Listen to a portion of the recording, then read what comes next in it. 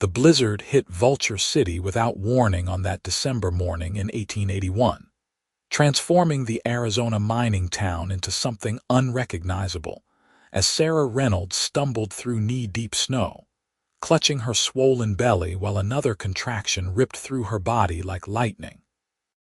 She had been a fool to leave the boarding house, but desperation made people do foolish things, and when the telegram arrived saying her husband Thomas had been killed in a mining accident up north in Prescott 3 weeks ago, she had nowhere left to turn and no money to pay another week's rent. The boarding house owner had given her until noon to vacate, and Sarah had packed her few belongings into a worn carpetbag, wrapped herself in a thin shawl, and stepped out into what had been a light snow flurry that morning, only to watch in horror as the sky darkened and the wind began to howl with a fury that seemed intent on swallowing the world whole. The strange weather had been the talk of the town for days. Old-timers said they had never seen anything like it, not in Arizona, not in December. Some blamed it on the shifting winds from the mountains. Others whispered about curses and ill omens. Sarah did not care about the reasons. All she knew was that her baby was coming right now, and she was alone in a whiteout blizzard with no shelter in sight and no strength left in her legs. She collapsed near the edge of town, her body hitting the snow-covered ground with a muffled thump that sent a fresh wave of pain through her spine and abdomen. The contractions were coming faster now, each one more intense than the last, and Sarah knew with a certainty that terrified her that she was going to give birth right here in the snow.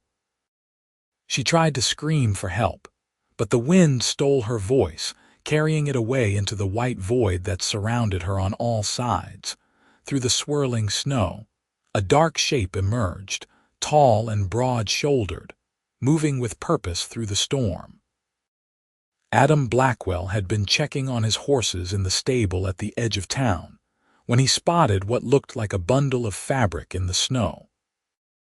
He was a man of 32 years, weathered by sun and wind, with dark hair that fell past his collar and gray eyes that had seen too much hardship to be easily fooled by the world. He worked as a horse wrangler and occasional guide for prospectors, living a solitary life in a small cabin just outside Vulture City. He had no family, no wife, no children, and he preferred it that way after losing his parents to cholera when he was just 16. But when he reached the fallen figure and saw it was a woman, heavily pregnant and clearly in labor, every instinct in his body roared to life. He dropped to his knees beside her, his gloved hands gentle as he turned her face toward him. Her skin was pale, her lips tinged blue from the cold, but her eyes were open and aware, filled with fear and pain. "Madam, can you hear me?" His voice was deep and steady, cutting through the howl of the wind. Sarah nodded, gasping as another contraction seized her. "The baby," she managed to say through chattering teeth. "The baby is coming." Adam did not hesitate. He shrugged out of his heavy coat, a thick sheepskin-lined duster that had kept him warm through countless winters on the range, and spread it over the snow beside her. "We need to get you under cover. My cabin is too far. Can you make it to that overhang?" He pointed to a rocky outcropping about 20 feet away, partially sheltered from the wind.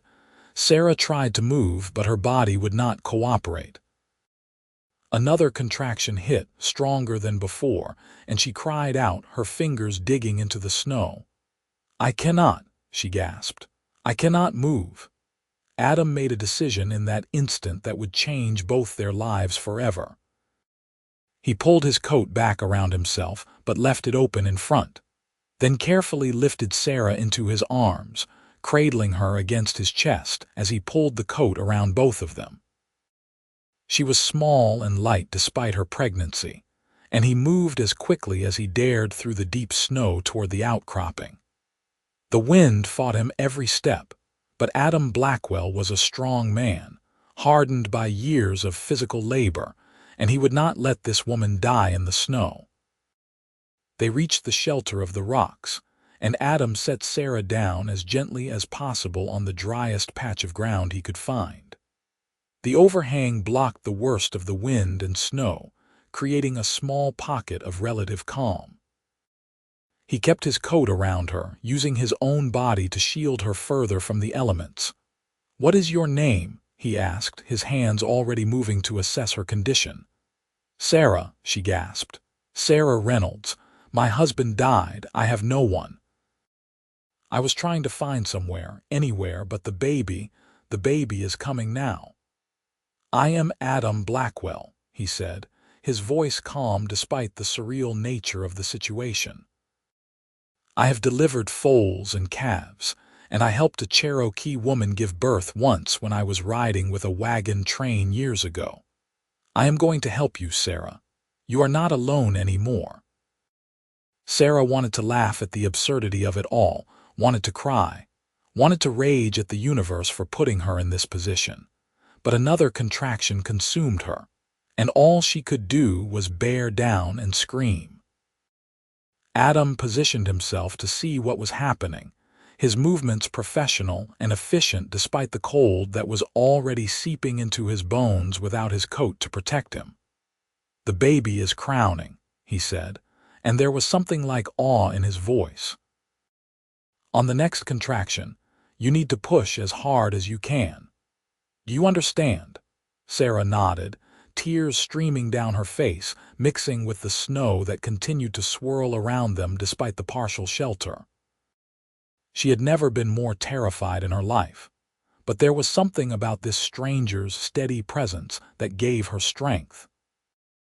His hands were sure and warm, his voice unwavering, and for the first time since she had received the telegram about Thomas, she felt like she might actually survive this. The next contraction came, and Sarah pushed with everything she had.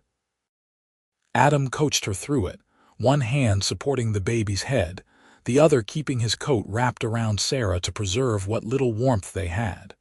The storm raged around them, but in that small pocket of shelter, a miracle was taking place. "Again," Adam said. "One more push, Sarah. You can do this." She pushed again, and suddenly the baby slipped free into Adam's waiting hands. He moved with quick efficiency, clearing the infant's mouth and nose, rubbing the tiny chest to stimulate breathing. For one horrible moment, there was only silence, and Sarah's heart stopped. Then a thin, reedy wail cut through the sound of the storm, and both adults released breaths they had not known they were holding. "A boy," Adam said, his voice rough with emotion as he wrapped the baby in his flannel shirt, having stripped it off despite the cold. He placed the infant against Sarah's bare chest, then wrapped his coat around both of them. "You have a son." Sarah looked down at the tiny red face, the shock of dark hair, the perfect miniature fingers that were already reaching, searching, and something broke open inside her chest. This was Thomas's child, would never know his father, and yet here he was, alive and breathing and beautiful. She began to cry in earnest, great heaving sobs that shook her whole body. Adam gave her a moment, then gently asked, "Is there more? The afterbirth should come soon." Sarah nodded, unable to speak, and a few minutes later her body expelled the placenta. Adam examined it carefully to make sure it was intact, a detail he remembered from that long-ago birth he had assisted with. Everything looked as it should, and he allowed himself to relax slightly. The immediate crisis was over, but they were still in terrible danger from the cold. "We cannot stay here," he said, looking out at the storm, which showed no signs of abating. "My cabin is about a quarter-mile north. I need to get you both there before we freeze." "I cannot walk," Sarah said weakly. The birth had taken everything from her, and she could barely keep her eyes open. "I know," Adam said. He thought quickly, then removed his belt and used it to secure the baby against Sarah's chest in a makeshift sling, keeping the infant skin to skin for warmth. Then he pulled his coat around both of them again, buttoned it as far as it would go with two people inside it, and lifted Sarah into his arms once more. She was pressed against his chest, the baby between them, and Adam could feel the rapid flutter of the infant's heartbeat against his ribs. The journey to his cabin was the longest quarter-mile of Adam Blackwell's life. The snow was past his knees now, and the wind tried to knock him down with every step. His shirt was gone, given to wrap the baby, and his coat was wrapped around Sarah and the infant, leaving his arms and back exposed to the brutal cold. He could no longer feel his fingers, and his feet were numb in his boots, but he pushed forward, step by agonizing step, because stopping meant death for all three of them. Sarah drifted in and out of consciousness, aware only of the warmth of the baby against her skin and the steady rhythm of the man's heartbeat beneath her ear. She did not know this Adam Blackwell, did not know anything about him except that he had appeared when she needed help most desperately, and had not hesitated to risk his own life to save hers and her child's. In her delirium, she thought he might be an angel sent by God or Thomas or whoever was watching over her from beyond. When Adam finally saw the dark shape of his cabin through the snow, he nearly wept with relief. He kicked the door open, not bothering with niceties, and stumbled inside, immediately moving to the fireplace where coals from the morning's fire still glowed faintly. He set Sarah down on his bed, the only bed in the one-room cabin, and with shaking hands that barely worked, he added kindling and wood to the coals, blowing gently until flames caught and began to spread. Only when the fire was burning strongly did he turn his attention back to Sarah and the baby. Both were still alive, still breathing, though Sarah's eyes were closed and her skin was far too pale. Adam found blankets, thick wool ones that he had traded for years ago, and piled them over the woman and child. Then he stripped off his wet pants and boots, his movements clumsy with cold, and dressed in dry clothes from his trunk. His hands were shaking so badly he could barely work the buttons. When he was dressed and warming by the fire, he heated water in a kettle and found clean cloth to clean Sarah and the baby properly. Sarah roused slightly when he approached with the warm water, her eyes fluttering open. "Where am I?" she whispered.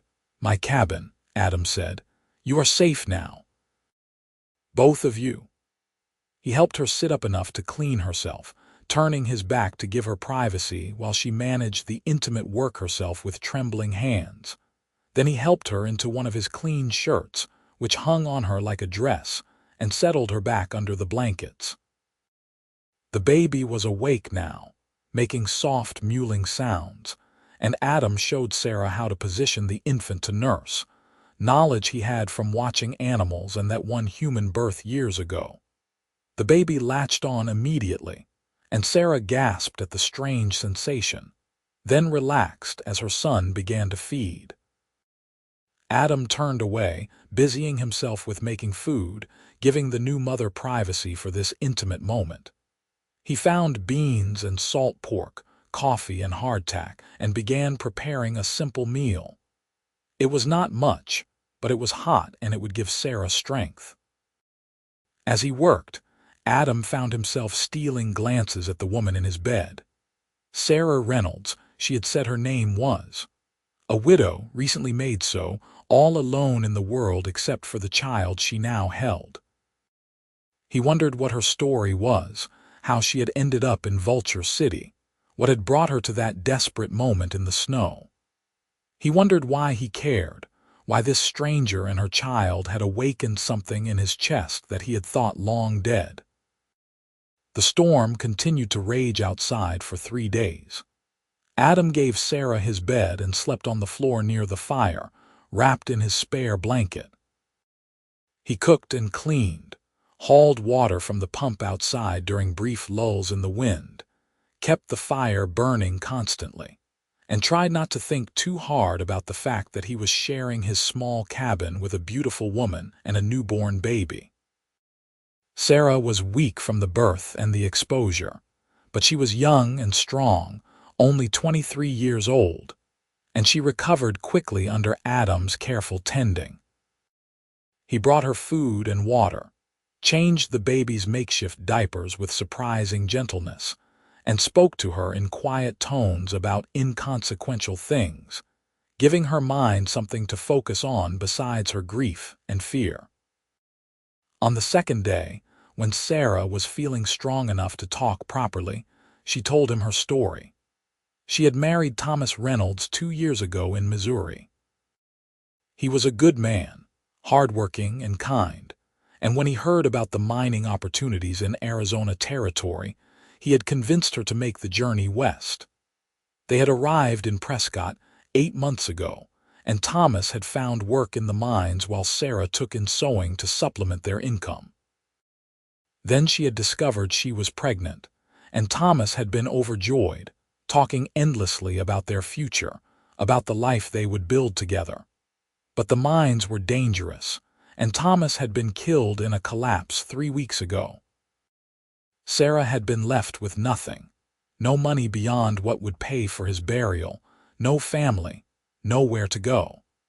She had traveled to Vulture City because she had heard there were more opportunities there, hoping to find work before the baby came. But she had arrived to find the town struggling, most of the mines played out, and no one willing to hire a woman in her condition. The boarding house had been the last of her money, and when that ran out, she had been desperate enough to brave the storm.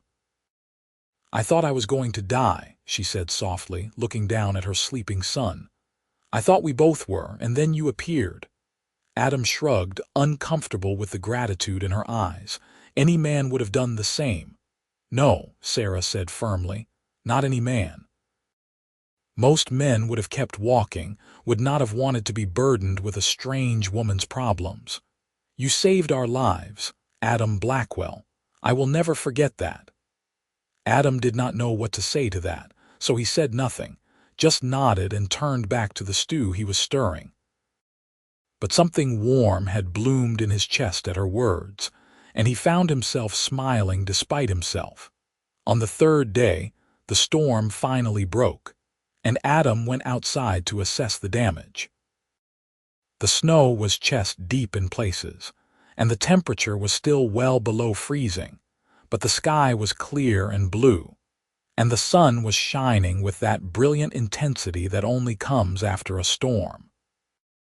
He dug a path to the stable and checked on his horses, relieved to find them all alive and well, then dug paths to the woodpile and the pump. When he came back inside, Sarah was sitting up in bed, the baby at her breast, and she looked stronger than she had since the birth.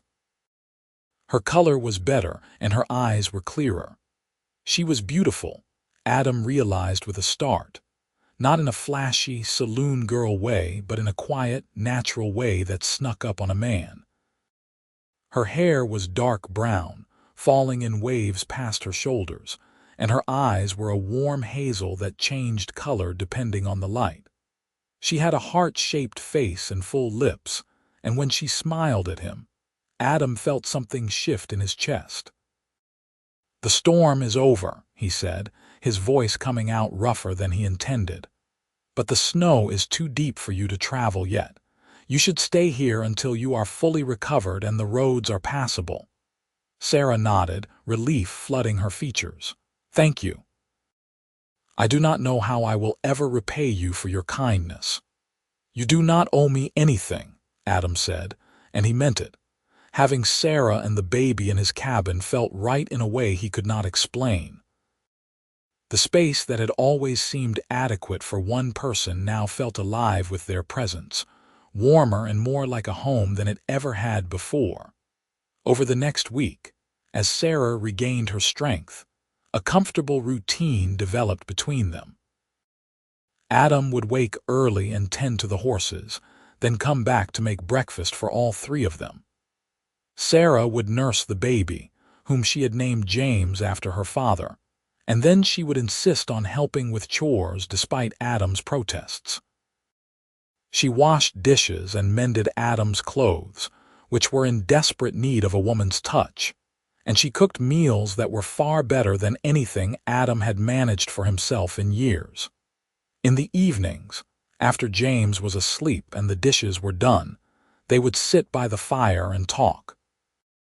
Sarah told Adam about her childhood in Missouri, about her parents who had died of fever when she was 18, about meeting Thomas at a church social and knowing immediately that he was the one she would marry. Adam told Sarah about his own childhood, about losing his parents and drifting west, about working ranches and wagon trains and eventually settling in Arizona because he liked the space and the freedom. "You never get lonely?" Sarah asked one evening, looking at him with those changeable hazel eyes. Adam considered the question carefully. "I thought I preferred being alone," he said slowly. "I thought it was easier, not having to worry about anyone else or have anyone worry about me. But I am realizing that maybe I was just avoiding the risk of loss." Sarah nodded, understanding in her expression. "After Thomas died, I thought I would never feel anything again except grief, but being here with you, I feel like maybe there is still hope for the future. Is that terrible of me?" "He has only been gone a month." "No," Adam said firmly. "It is not terrible. It is human. Thomas would want you to live to find happiness again, to give James a good life. You do not honor the dead by stopping your own life." Tears welled in Sarah's eyes and she wiped them away with the back of her hand. "How did you get so wise?" "I am not wise," Adam said with a slight smile. "I am just old and have made enough mistakes to learn a few things." "You are not old," Sarah protested. "What are you, 35? 32, Adam corrected. 32 is not old, Sarah said. "I am 23. Does that make me ancient?" Adam laughed, a real laugh that surprised him with its heartiness. "No, that makes you practically a child." Sarah threw a bit of thread at him, and he caught it easily, still grinning. The moment was light and easy, and Adam realized that he could not remember the last time he had felt this comfortable with another person. 2 weeks after the birth, Sarah was fully recovered, and the snow had melted enough that the roads into town were passable again. Adam hitched up his wagon and offered to take Sarah into Vulture City to help her find lodging and work. She accepted gratefully, though Adam noticed a shadow cross her face at the thought of leaving the cabin. In town, they discovered that the strange blizzard had caused significant damage. Several buildings had collapsed under the weight of the snow, and 2 people had frozen to death when they were caught outside in the storm. The whole town was buzzing with talk of the miracle baby born during the storm, as word had somehow spread about Sarah's ordeal. Women approached her in the street, wanting to see James, offering advice and hand-me-down baby clothes. But when Sarah inquired about work and lodging, she found the same obstacles as before. No one wanted to hire a woman with a newborn, and rooms were expensive, more than she could afford with no income. Adam watched her face fall with each rejection, watched her try to hide her fear and desperation, and he made a decision. "Come back to the cabin," he said as they climbed back into the wagon. "Stay as long as you need to until you get on your feet. There is plenty of room, and I could use help with the cooking and mending anyway." Sarah looked at him with wide eyes. "Adam, I cannot impose on you like that." "People will talk." "Let them talk," Adam said. "You need a place to stay, and I have one. It is as simple as that." But it was not as simple as that, and they both knew it.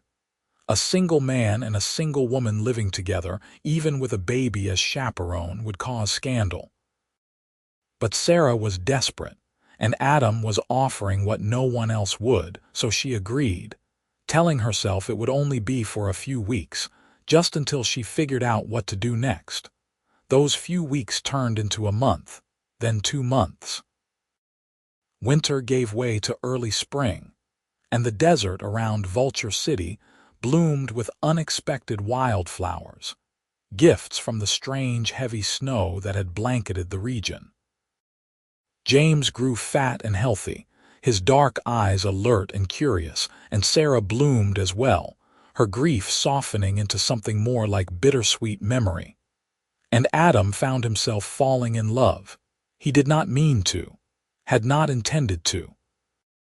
But how could he not, when every morning he woke to the sound of Sarah singing softly to James, when every evening she smiled at him across the dinner table, when every day she found small ways to make his cabin more of a home.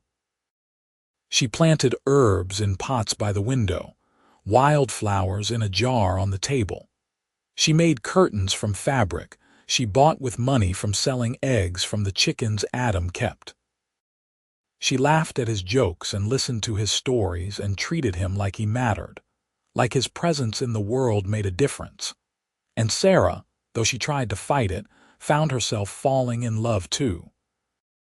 With Adam's quiet strength and gentle hands, with the way he held James like the baby was precious and breakable, with his patient teaching when he showed her how to handle the horses, with his steady presence that made her feel safe for the first time since Thomas died.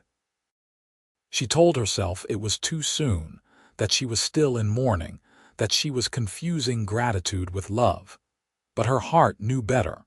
The moment when everything changed came on a warm April evening. Adam had been shoeing one of his horses and had cut his hand on a sharp edge. It was not a serious injury, but it was bleeding freely, and Sarah had insisted on cleaning and bandaging it. She held his hand in her lap, her touch gentle as she wrapped clean cloth around the wound, and Adam found himself staring at the top of her head, at the way her hair caught the lamplight, at the tiny furrow of concentration between her brows. "Sarah," he said softly, and she looked up, her eyes meeting his. The air between them seemed to thicken, charged with something electric and undeniable. Adam reached up with his uninjured hand and tucked a strand of hair behind her ear, his fingers lingering against her cheek. Sarah's breath caught and she leaned into his touch without thinking. "I know it has not been very long," Adam said, his voice rough with emotion. "I know you are still grieving Thomas, and I do not want to dishonor his memory. But Sarah, I need you to know that I have fallen in love with you. With you and James both. You have brought life to this place to me, and I cannot imagine going back to the way things were before." Tears spilled down Sarah's cheeks, but she was smiling. "Adam, I have fallen in love with you too. I tried not to, thought it was too soon, thought I was betraying Thomas. But I think he would understand. I think he would be glad that James and I found someone who cares for us the way you do." Adam cupped her face in both hands now, heedless of the bandage on one. "Will you marry me, Sarah? Let me be a husband to you and a father to James. Let me spend the rest of my life making you happy." "Yes," Sarah said through her tears. "Yes, Adam, I will marry you." He kissed her then, gentle and sweet, and it felt like coming home, like the missing piece of a puzzle clicking into place. James chose that moment to wake from his nap and begin fussing, and they broke apart laughing, the spell broken but not diminished.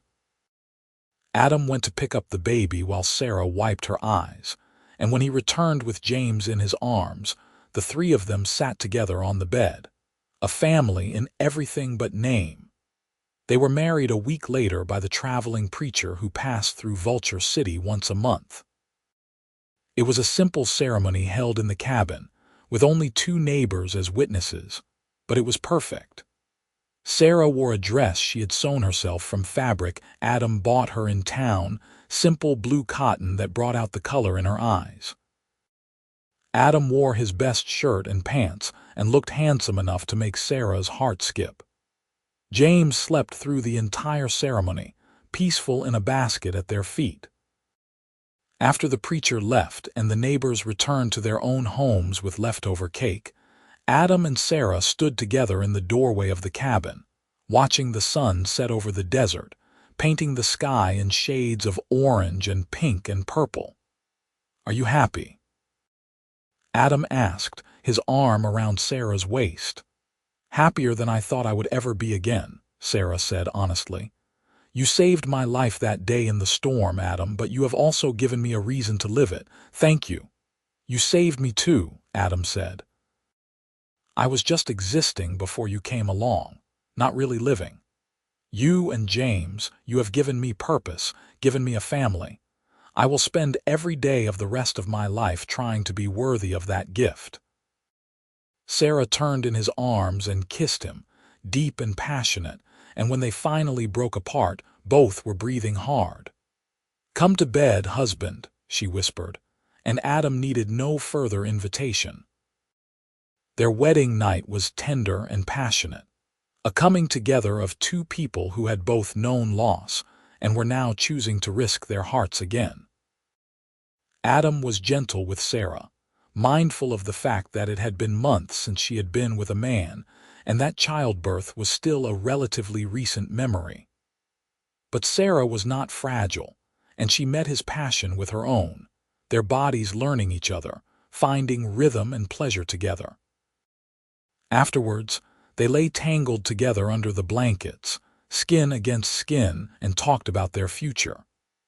Adam wanted to expand his horse operation, maybe buy some cattle as well. Sarah wanted to plant a garden, a real one, and maybe take in sewing work to contribute to the household income. They talked about James, about the kind of father Adam would be, about having more children someday when they were ready. They talked until they could no longer keep their eyes open, and then they slept, wrapped around each other, safe and warm and loved. Life settled into a new rhythm after the wedding. Adam worked hard, buying 2 more horses and a small herd of cattle with money he had saved over the years. Sarah planted her garden and found that she had a gift for growing things, even in the harsh desert climate. She grew vegetables and herbs, and even some flowers, which she sold in town along with eggs and butter. James grew quickly, becoming a chubby, happy baby who rarely cried and smiled at everyone he met. The people of Vulture City eventually accepted the story of Adam and Sarah, the cowboy and the widow who had been brought together by a miraculous birth during the freak blizzard. Some still whispered about the propriety of how quickly Sarah had remarried, but most people were kind, recognizing a genuine love match when they saw one. As spring turned to summer and summer to fall, Sarah realized she was pregnant again. She told Adam one evening as they sat on the porch watching James play with a set of wooden blocks Adam had carved for him. Adam's face went through a series of expressions: shock, concern, then pure joy. "Are you sure?" he asked, pulling her into his lap. "I am sure," Sarah said, laughing at his enthusiasm. "Are you happy?" "Happy does not begin to cover it," Adam said, burying his face in her neck. "We are having a baby, our baby."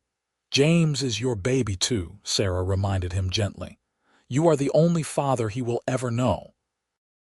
"I know," Adam said, "and I love him like he is my own blood. But this, Sarah, a child that we made together, it feels like a miracle." "You are my miracle," Sarah said, kissing him softly.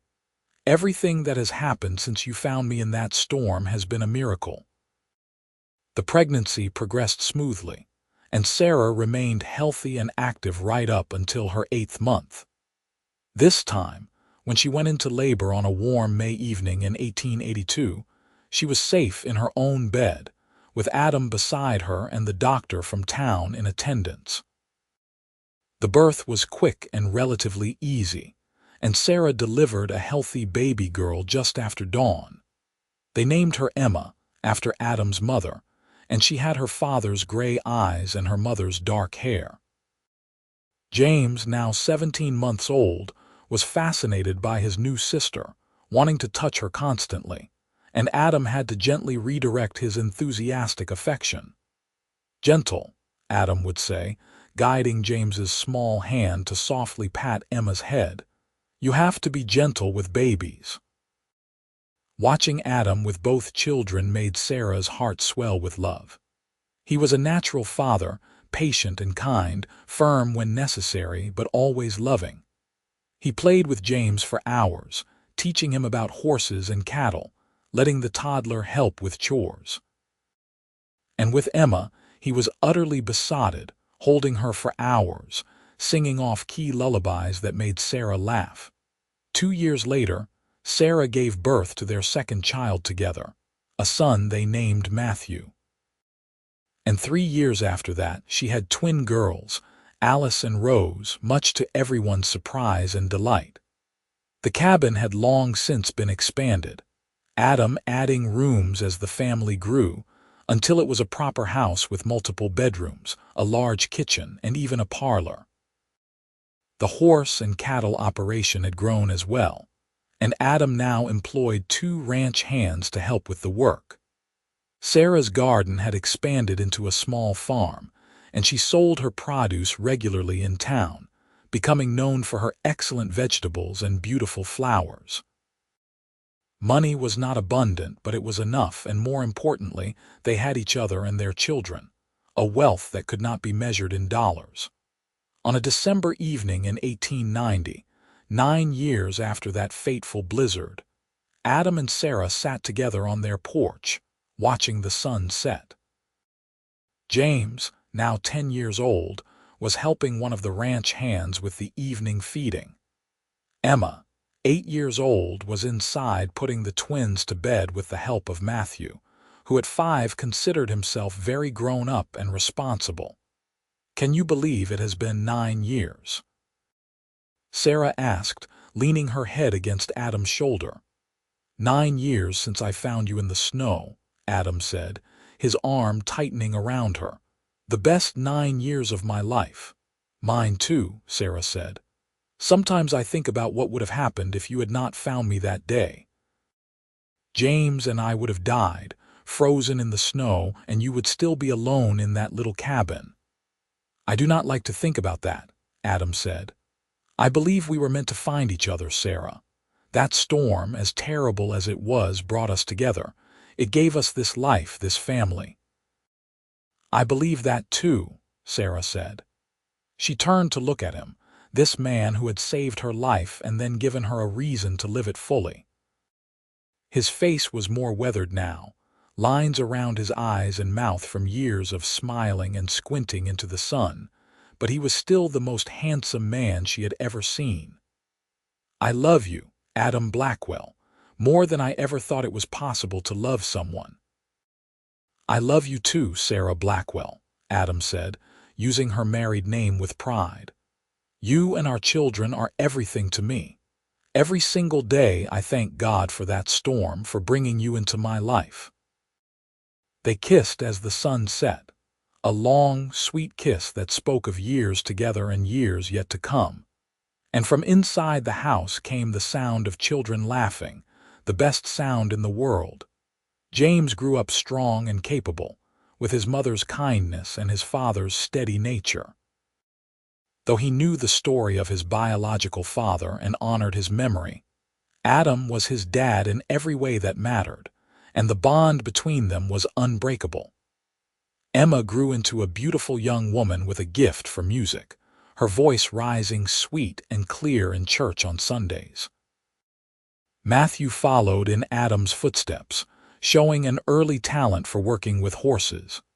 And the twins, Alice and Rose, were inseparable and into everything, keeping their parents constantly on their toes. As the children grew older, Adam and Sarah watched with pride as they made their own ways in the world. James became a teacher, wanting to help educate the children of Arizona Territory. Emma married a kind blacksmith from a neighboring town and had 4 children of her own. Matthew took over the ranch operation as Adam began to slow down in his 60s, running it with skill and care. Alice became a nurse, traveling to mining camps to tend the injured.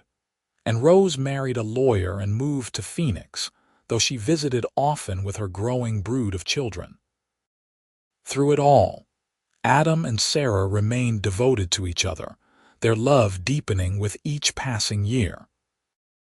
They grew old together, white-haired and bent, but still holding hands like newlyweds, still looking at each other with the same love and wonder they had felt that April evening when they first confessed their feelings.